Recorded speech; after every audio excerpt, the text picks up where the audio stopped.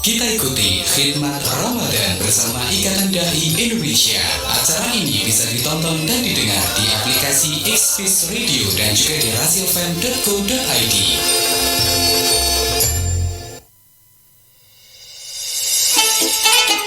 Assalamualaikum warahmatullahi wabarakatuh. Sahabat Rasi, selamat sore. Sore hari ini kita kembali di program Khidmat Ramadan. Dan hari ini kita bersama dengan Bu Devi Richa Herdi Anawati. Saya panggilnya Bu Devi mawon nggih.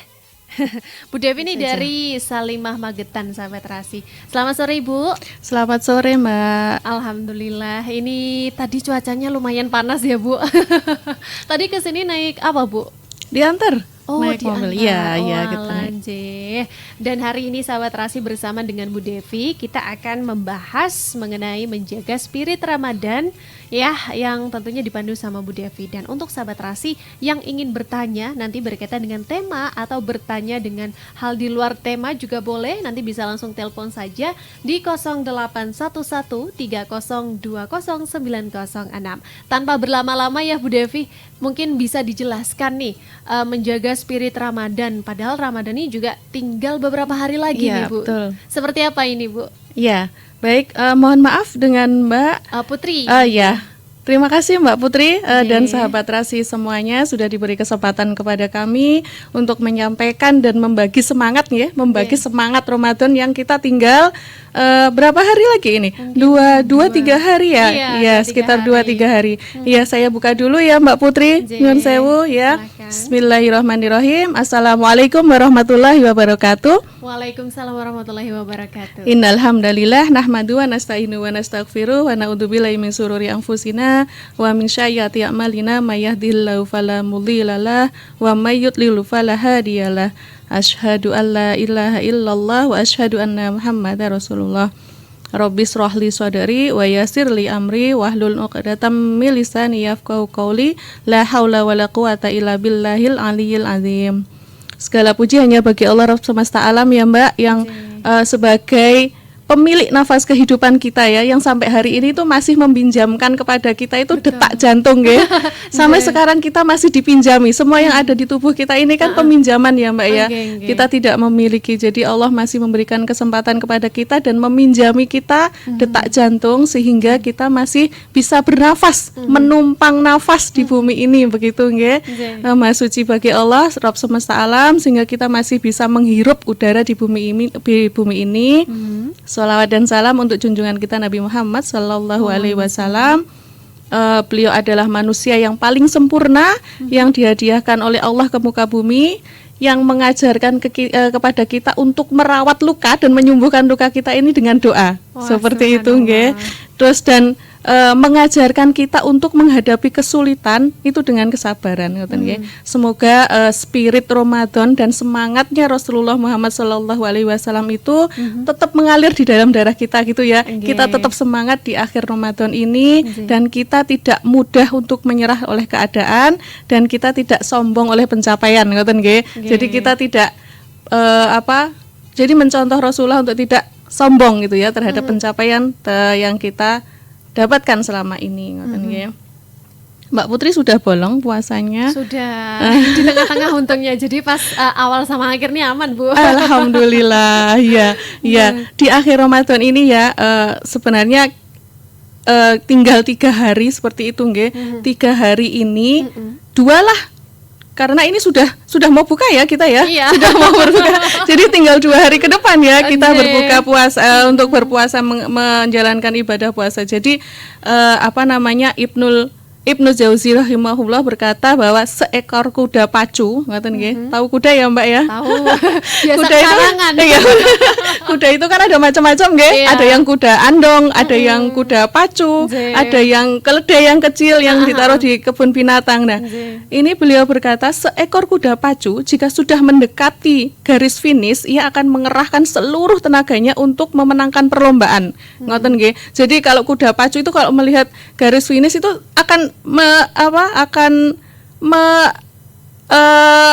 itu ya, sekuat energinya. tenaga ya berlari sekuat tenaga untuk memenangkan perlombaan seperti itu. Jadi kalau melihat finish itu tidak wis dilunkas wis finish alon-alon naik Aduh. dilunkas wis teko gitu kan mboten nggih. Kelemar ya, Kelemar-kelemar malahan. tidak seperti itu. Jadi maka jangan sampai kuda pacu menjadi lebih cerdas dari kita gitu ya. Sesungguhnya amalan itu tergantung pada penutupnya. Jika engkau tidak bisa menyambut kedatangan Ramadan dengan baik, maka mudah-mudahan engkau bisa melepas kepergiannya dengan baik. Ngoten nggih. Jika selama ini kita menyambut Ramadan, Ramadan biasa ae. Ngoten nggih, seperti itu. 10 hari Ramadan, hari pertama Ramadan biasa ae. Masih semangat, mungkin masih semangat 10 hari pertama Ramadan masih semangat. Mushola masih full. Masjid masih full. Tidak dapat tempat bahkan sampai di emper-emper, ngoten nggih. Tapi begitu 10 hari kedua berkurang. 10 hari tengahan 15 hari ya semakin berkurang gitu ya, semakin mengalami kemajuan. Apalagi ini di tempat saya, mungkin tidak di tempat yang lain ya Mbak Putri. Di tempat saya seperti itu. Apalagi 10 hari terakhir Ramadan sudah semakin maju ngoten nggih. Di tempat Mbak Putri mboten nggih? Sama sih. Kayaknya sama seperti itu. Saya berusaha ya untuk ketika sudah selesai masa tanggal merahnya itu untuk terawih kembali pas saya kaget waktu sebelum saya libur itu masih full, banyak sampai kayak ya keteteran lah ya tempatnya. Giliran saya selesai libur gitu ya selama mungkin sekitar 7 hari balik lagi, loh kok cuma 3 saf cuma 3 saf itu yang perempuan biasanya full lah, ini satu masjid aja ini nggak full Bu, jadinya ya sepi gitu vibes-nya jadi beda lagi gitu. Padahal di akhir-akhir ini kita yang penentuan kesuksesan seseorang di bulan Ramadan itu adalah di menjelang akhir-akhir Ramadan seperti ini. Seperti itu nggih. Terus jadi memang kita ini diharapkan untuk senantiasa istiqomah ngoten nggih di sampai akhir Ramadan seperti itu. Jadi apa sih tanda kesuksesan? Kita ngomong tanda kesuksesan Ramadan nggih seperti itu. Jadi kesuksesan atau tidak kesuksesan seseorang di bulan Ramadan itu tidak akan diumumkan sama Allah ngoten nggih. Tidak akan diumumkan di masjid kan ya. Tidak mungkin akan diumumkan di masjid. Ini orang ini sukses, orang ini tidak sukses gitu ya. Tidak mungkin akan diumumkan sama Allah gitu ya. Kan kalau misalkan kita sholat Idul Fitri gitu di dinding masjid kan tidak akan diumumkan nggih. Ini nama orang-orang yang sukses di bulan Ramadan. Gitu kan kayak misalkan kita ujian ngoten nggih. Kalau ujian di sekolah itu ini yang orang sukses, ini yang harus remedi, ini yang nilainya baik, kan tidak seperti itu. Jadi Allah tidak akan mengumumkan kita itu sukses apa enggak di bulan Ramadan seperti itu. Jadi kenapa kok tidak diumumkan? Wah, nggak tahu juga. Saya belum ada kepikiran bertanya langsung nih sama Allah. Ya. Ngeri banget. Ngeri nggak sih? Kira-kira ngeri nggak? Jadi kalau kisi-kisinya aja sih aman ya. Jadi kalau misalkan kita itu kesuksesan atau tidak sukses itu diumumkan, itu pasti ngeri banget nggih. Jadi bagi orang yang lulus pasti dia akan sombong ngoten nggih. Pasti dia akan sombong, wah aku lulus Ramadan tahun ini seperti itu. Wah sing kae ngoten, sing kae kok ora lulus berarti aku luwih apik gitu kan seperti itu. Itu. Terus yang kedua itu dari versi orang yang lulus, dari versi orang yang tidak lulus, wah aku kok gak lulus ya padahal aku wis beribadah ngoten nggih. Padahal aku wis sudah ngaji, sudah puasa, kok aku gak lulus, maka dia akan berputus asa dari rahmatnya Allah. Dan makanya itu sukses atau tidak sukses seseorang itu tidak akan diumumkan, akan menjadi rahasia Allah seperti itu. Nah, terus tapi ada tanda-tandanya, ngoten nggih, di-spill nggih tanda-tandanya. Boleh banget, saya juga mau mengukur sendiri nanti kalau soalnya kayak ada kuesioner gitu ya. Kayak ada kuesioner ngoten nggih. Ya, tanda yang pertama itu adalah berbakti kepada orang tua. Jadi ketika Ramadan ini tingkat berbakti kita kepada orang tua meningkat gitu ya. Mungkin itu adalah salah satu kisi-kisi kita adalah sukses di bulan Ramadan. Karena apa? Surga ada di bawah telapak kaki ibu nggih. Ketika kita di Ramadan ini kita ya sibuk beribadah di bulan Ramadan ngoten nggih, sibuk berinfak, bersedekah, sebar takjil, apapun ngoten nggih, tilawah ngaji sampai kata mungkin 10 kali ngoten nggih. Tetapi ketika kita masih berkata kasar kepada orang tua, ketika kita masih menghardik orang tua, maka itu juga belum tentu sukses ibadahnya selama ini, seperti itu. Jadi tanda yang pertama adalah berbakti kepada kedua orang tua. Bentuknya Seperti tuh itu. apa ya, banyak gitu ya Bu ya?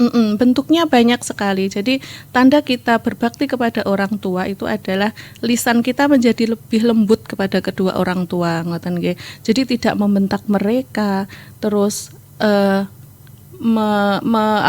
Berkata kasar gitu ya. berkata kasar, tidak berkata kasar, ngoten nggih. Terus sama menuruti perintah orang tua, ngoten nggih. Mbak Putri sudah berkeluarga? Belum. Belum berkeluarga. Keluarganya baru ibu aja. Oh iya. Jadi apalagi yang belum berkeluarga ya Mbak Putri, semuanya masih tergantung ke orang tua, ngoten nggih. Kalau mungkin yang sudah berkeluarga, hatta kalau sudah berkeluarga pun sudah punya suami seperti saya, padahal itu kita harus berbakti kepada suami, kepada kedua orang tua juga tetap harus berbakti seperti itu, tidak berkata kasar. Kadang kan ada yang ibadahnya luar biasa, ngoten nggih. Nggih. Di luar mempunyai jabatan yang tinggi tetapi lupa kepada orang tua, ngoten. Apalagi yang sudah merantau mungkin nggih. Ini kayaknya Magetan, Madiun itu adalah wilayah yang paling enak untuk pulang kampung ya. Wilayah jadi tempat tujuan untuk pulang kampung ya. Seperti kan anak-anak ngoten banyak yang kerja di luar kota, ngoten pulangnya adalah ke Magetan dan ke Madiun. Nah, ini adalah salah satu cara untuk berbakti kepada orang tua. Pulang setahun sekali ngoten nggih.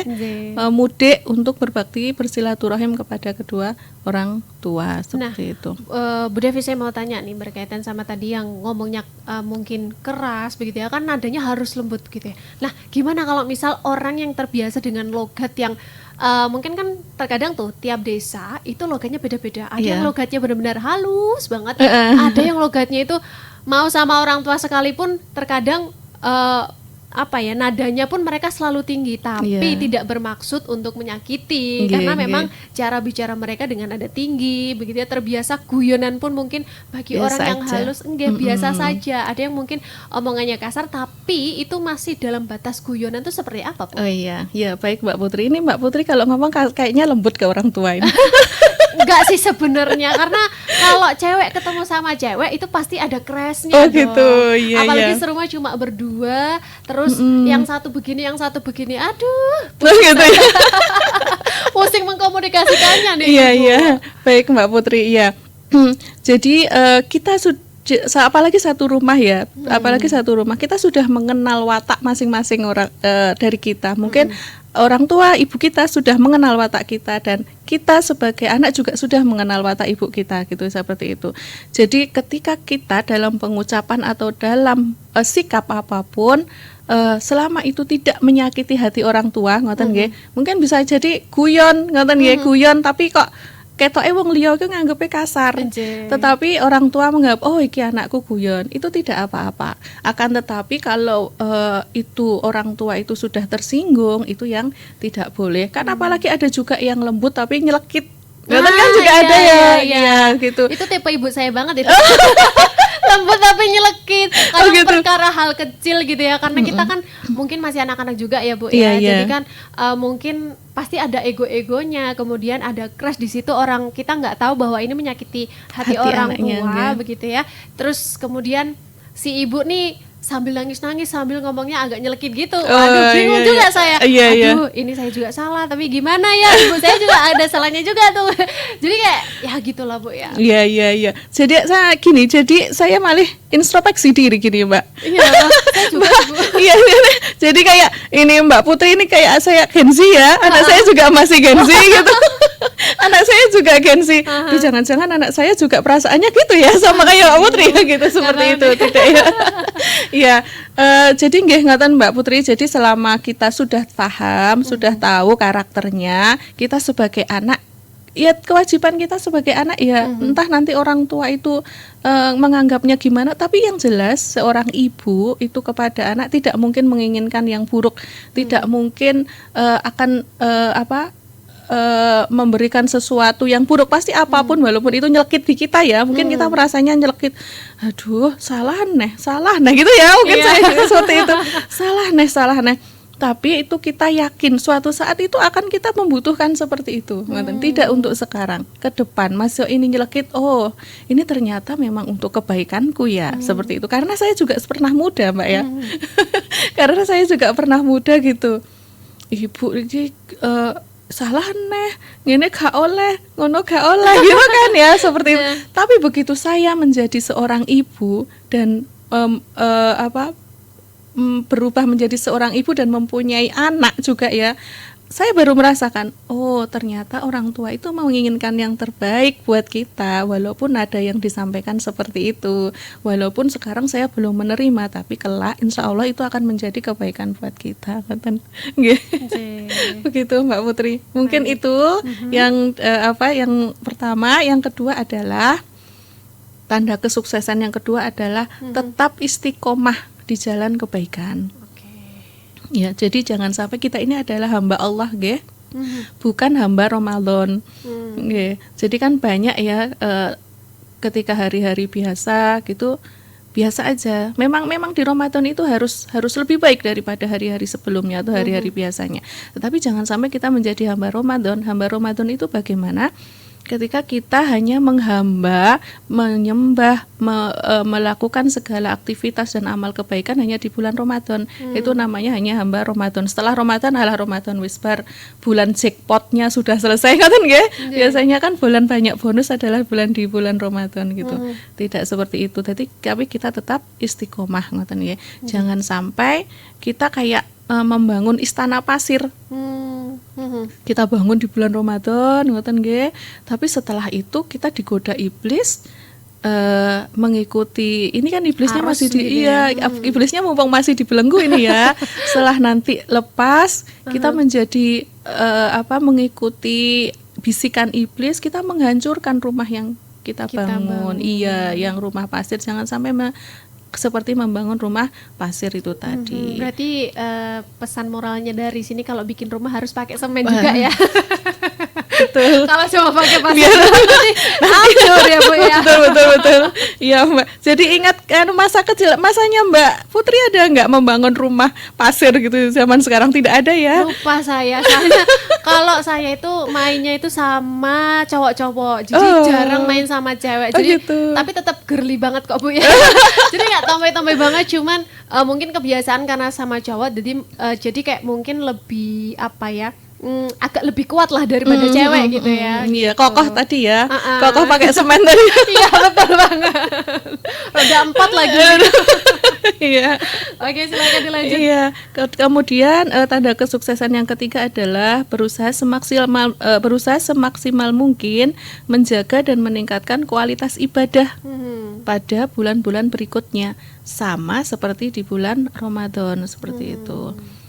Jadi agar ya itu tadi tidak seperti membangun istana pasir, seperti membangun istana pakai tanpa semen ya, tanpa semen sahabat terasi.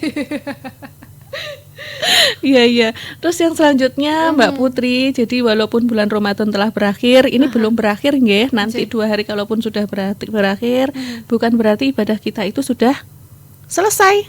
Nah, jadi masih ada selanjutnya. Masih ada karena kita memang tema kita adalah menjaga spirit Ramadan. Spirit itu bagaimana semangat Ramadan itu masih tetap ada di dalam diri kita setelah Ramadan. Iya, seperti itu. Nggih. Terus ada doanya juga. Bagaimana untuk mempertahankan agar tetap istiqomah nggih. Ya muqallibal qulub sabit qalbi ala dinik ngoten nggih. Jadi agar Allah itu tetap menguatkan kita ngoten nggih setelah bulan Ramadan agar tidak goyah ngoten nggih, seperti itu.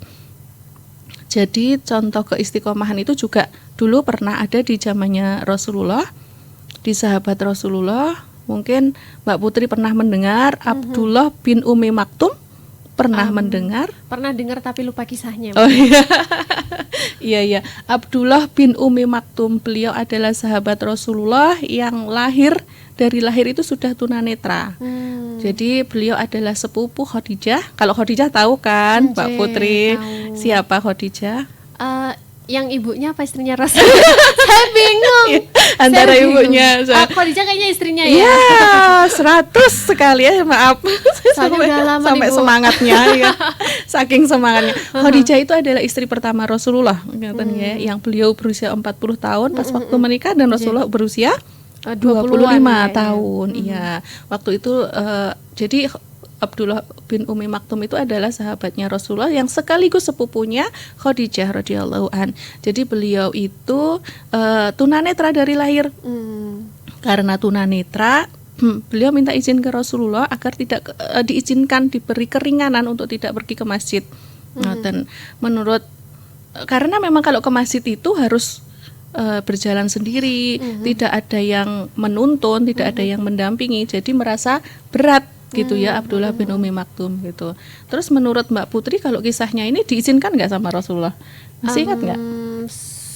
Saya nggak tahu sih Bu, tapi kalau melihat Rasul kayaknya diizinkan. Kayaknya. Iya, karena kebaikan Rasulullah ya. Iya Mbak Putri. Jadi Rasulullah itu beliau adalah teladan yang baik, tapi untuk kisah ini Mbak Putri Rasulullah tidak mengizinkan. Oh, kenapa alasannya Bu? Rasulullah tidak mengizinkan karena masih mendengarkan suara azan dan masih bisa berjalan. Abdullah bin Umi Maktum itu masih bisa berjalan untuk ke masjid. Jadi tidak diizinkan.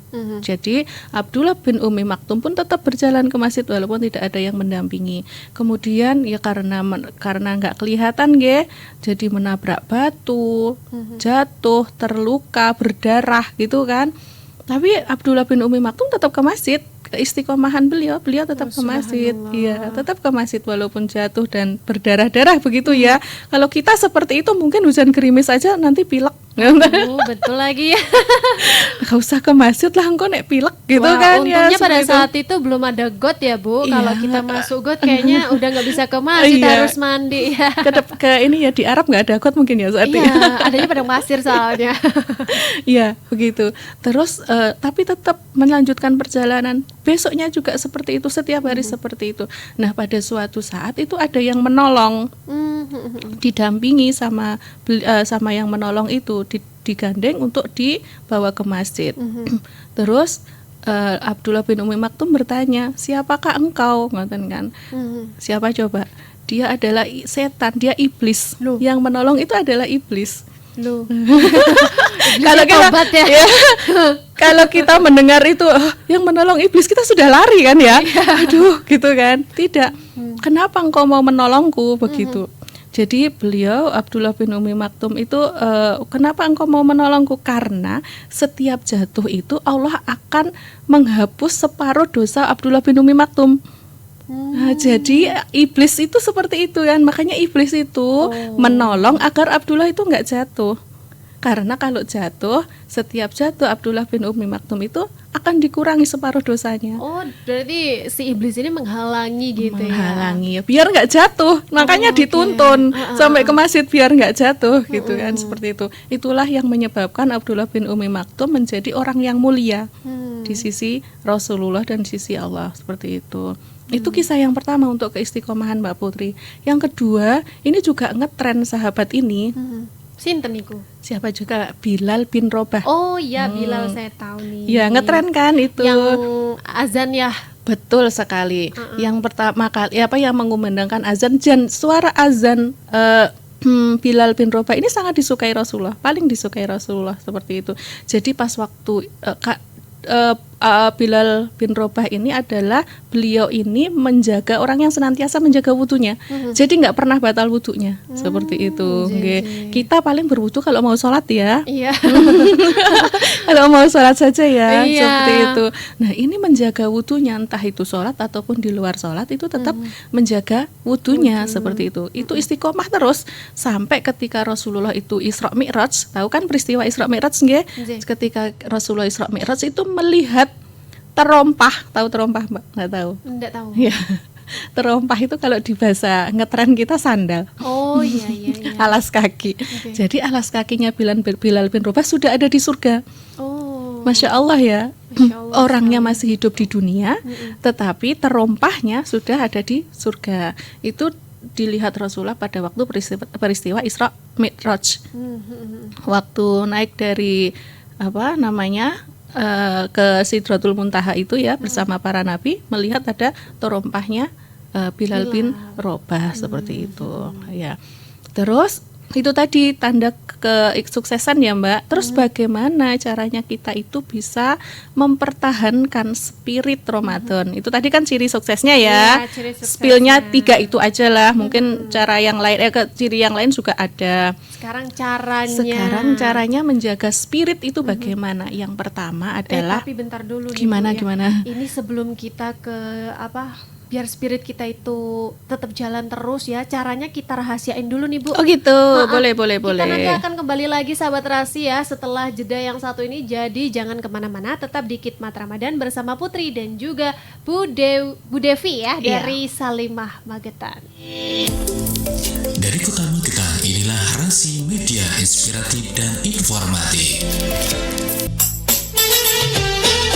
Anda masih mengikuti acara Khidmat Ramadan bersama Ikatan Dai Indonesia.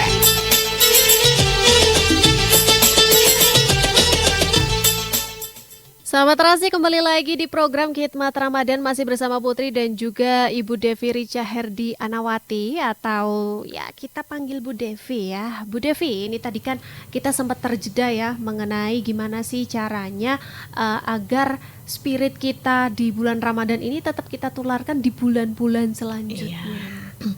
Baik Mbak Putri dan sahabat Rasi FM. Jadi saya lanjutkan ya. Bagaimana caranya? Yang pertama adalah kita sudah diberi waktu oleh Allah untuk puasa 6 hari di bulan Syawal. Ya, itu yang pertama caranya ya. Jadi barang siapa yang berpuasa di bulan Ramadan kemudian mengikutkannya dengan puasa sunnah 6 hari di bulan Syawal, maka dia akan mendapatkan pahala seperti puasa setahun penuh. Seperti itu. Jadi makanya kita ketika kita bulan Syawal, jadi kita jangan kalap ngoten nggih. Ya, jadi kita tidak kalap banyak makan, banyak snack, banyak cemilan, nastar gitu ya. Makanya Allah itu mengerim dengan puasa 6 hari di bulan Syawal. Dimulai dari tanggal berapa, Bu? Dimulai dari tanggal 2 Syawal bisa. Atau kalau misalkan masih banyak makanan tinggal Syawal. Iya, seperti itu. Atau masih banyak makanan seminggu setelahnya boleh. Ya, jadi selama masih bulan Syawal itu boleh puasa 6 hari di bulan Syawal. Nah, untuk puasa 6 hari bulan Syawal ini penting mana nih? Kita nyarutang dulu atau puasa ini? Iya, seperti itu ya. Baik Mbak Putri, ya. Kalau kita masih punya kesempatan untuk menyahur hutang, maka di bulan Syawal itu lebih baik menyahur dulu. Kemudian dilanjutkan lagi dengan puasa 6 hari di bulan Syawal, seperti itu.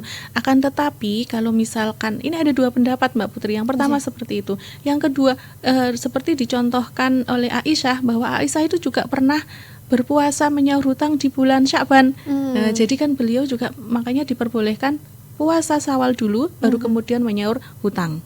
Seperti itu. Tapi kalau mampu menyahur hutang dulu kemudian di bulan yang sama masih di bulan Syawal berpuasa, itu akan lebih baik, seperti itu. Itu yang pertama ya, Mbak.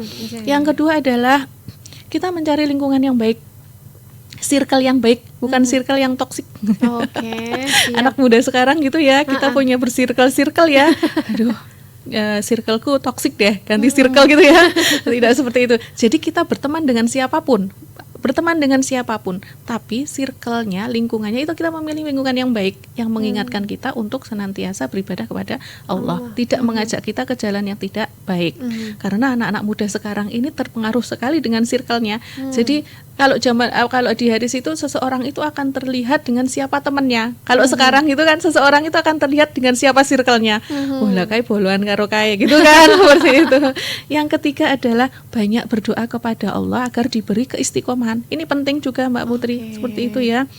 Tadi yang doanya adalah ya muqallibal qulub, sabit qalbi ala dinik, seperti itu. Terus yang selanjutnya adalah memilih amalan harian yang itu ringan, tapi kita bisa istiqomah untuk menjalankan. Itu nggak usah yang berat-berat, kayak misalkan satu hari tilawah atau ngaji sampai 10 juz, itu berat banget, jelas nggak bisa. Itu berat banget. Pilih amalan harian yang biasa aja kita, tapi itu istiqomah, continue. Jadi amalan yang sedikit tapi itu continue lebih baik daripada amalan yang banyak tapi cuma sekali.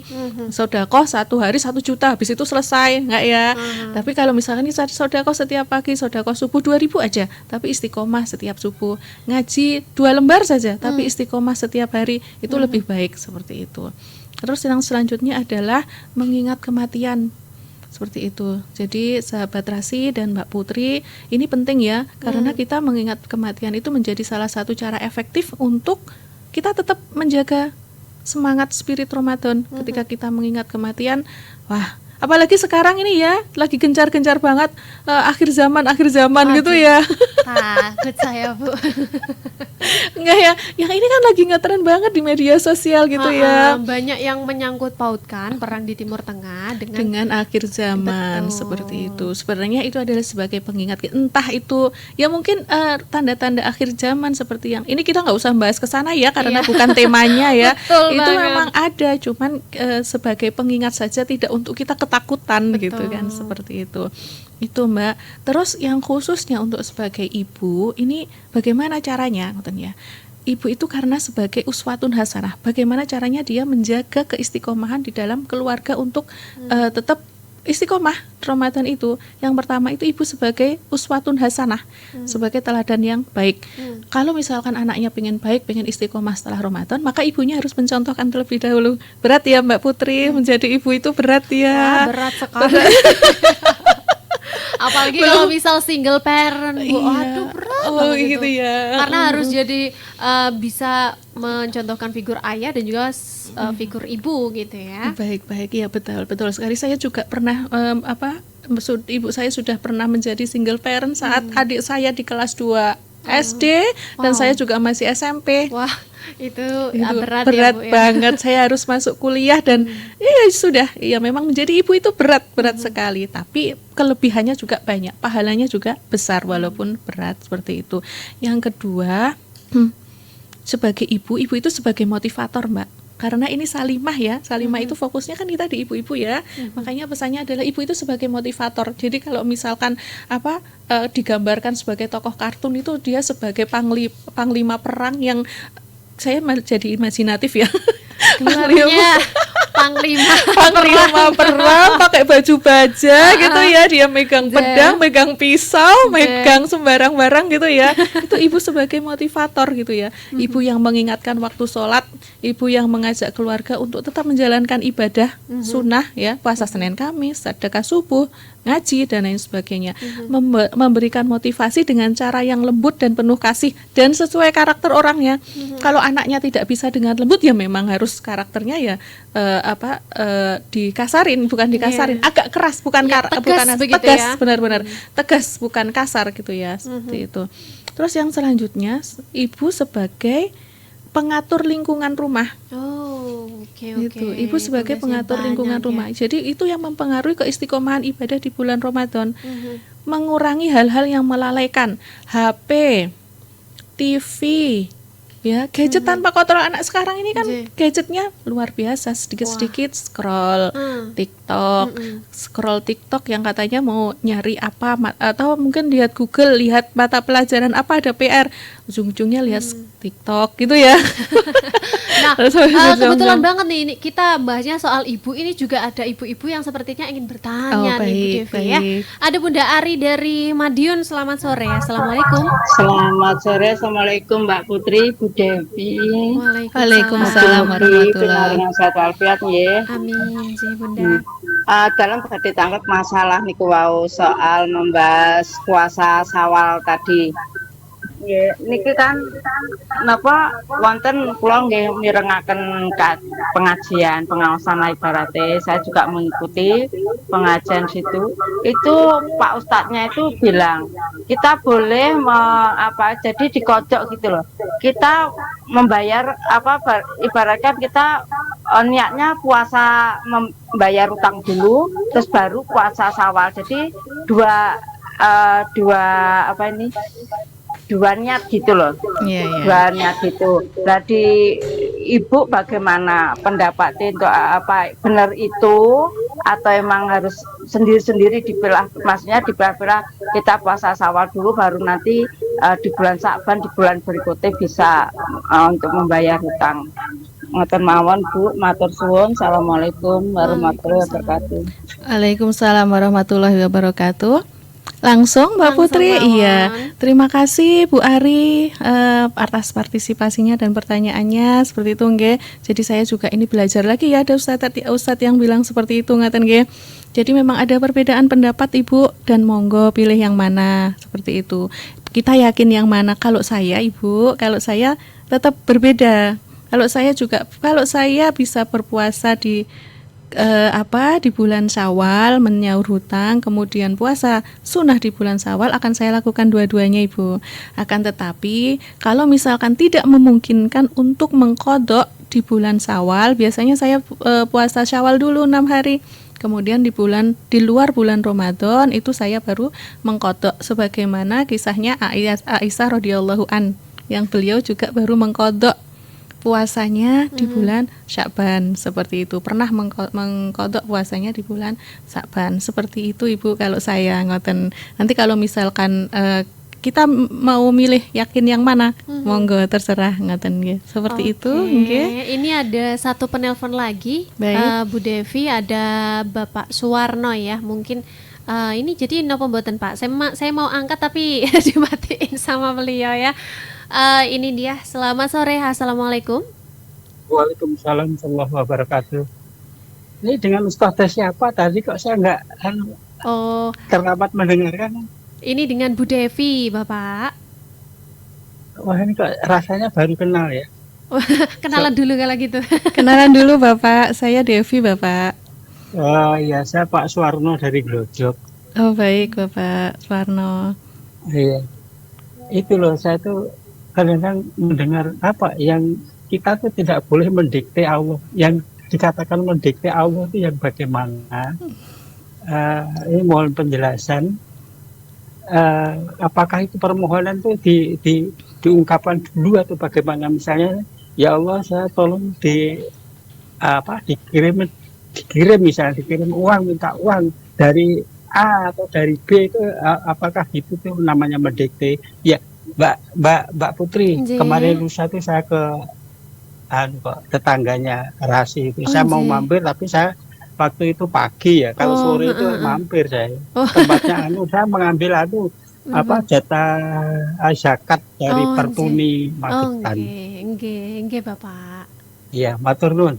Nggih. Mohon penjelasan Ustazah. Assalamualaikum. Waalaikumsalam warahmatullahi wabarakatuh. Silahkan. Waalaikumsalam warahmatullahi wabarakatuh. Bapak Suwarno nggih, dari Nggih. Glodok.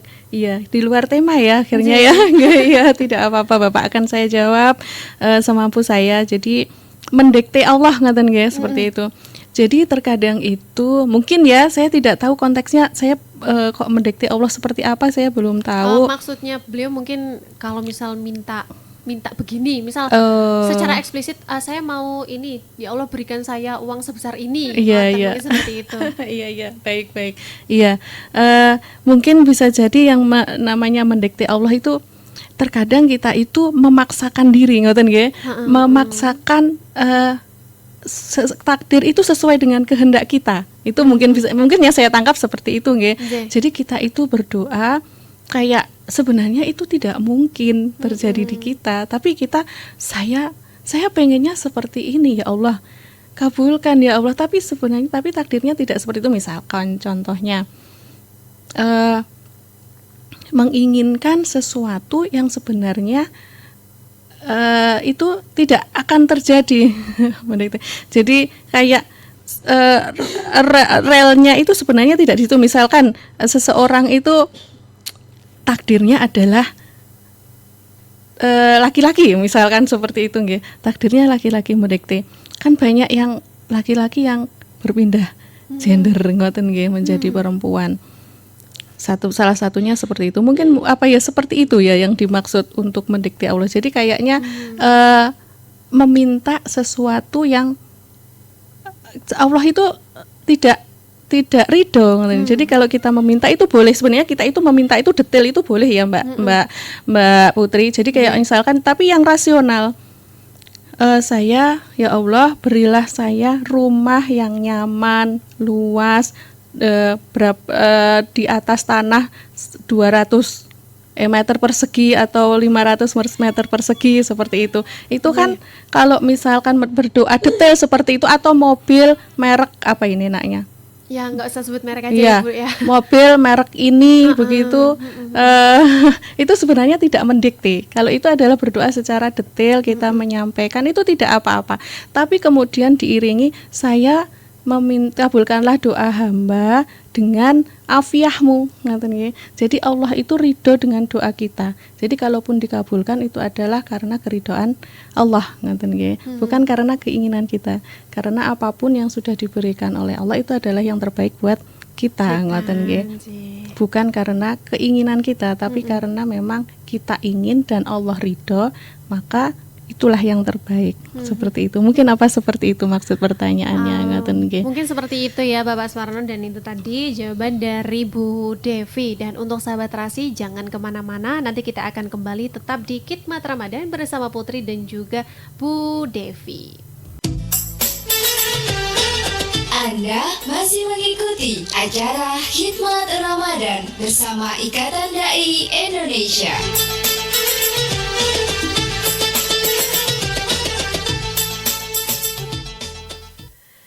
Sahabat Terasi, kembali lagi di Khidmat Ramadan ya, dan gak terasa sudah 1 jam berlalu sahabat Terasi. Tapi sebelum kita tutup, sepertinya kita butuh closing statement dari Bu Devi untuk sore hari ini. Silahkan Ibu.